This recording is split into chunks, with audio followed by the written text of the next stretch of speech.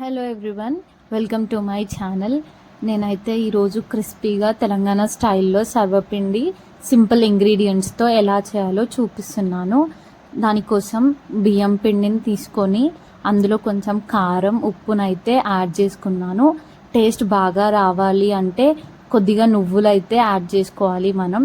ఆ తర్వాత పల్లీలని వీడియోలో చూపిస్తున్నట్టుగా స్మాష్ చేసి వేసుకోవాలి.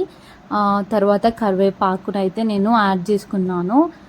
ఉల్లిపాయలను కూడా వీడియోలో చూపిస్తున్నట్టుగా స్మాష్ చేసుకొని వేసుకుంటే మనకి టేస్ట్ అనేది చాలా బాగా ఉంటుంది. ఆ తర్వాత కొద్దిగా నానబెట్టిన శనగపప్పునైతే యాడ్ చేసుకున్నాను నేను. అక్కడక్కడ మధ్యలో శనగపప్పు ఫ్లేవర్ రావాలి అంటే నానబెట్టి తీసుకుంటే చాలా బాగా వస్తుంది. తర్వాత నేను వాటర్ అయితే యాడ్ చేసుకొని మిక్స్ చేసుకుంటున్నాను. వీడియోలో చూపించిన కన్సిస్టెన్సీ వచ్చే వరకు వాటర్ యాడ్ చేసుకొని మిక్స్ చేసుకోవాలి.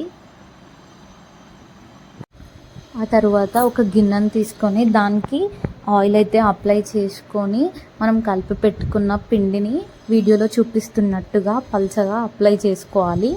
గిన్నె మాత్రం మందంగా ఉండేటట్టు చూసుకోవాలి. అప్పుడే సర్వపిండి టేస్టీగా ఉంటుంది, మాడకుండా ఉంటుంది.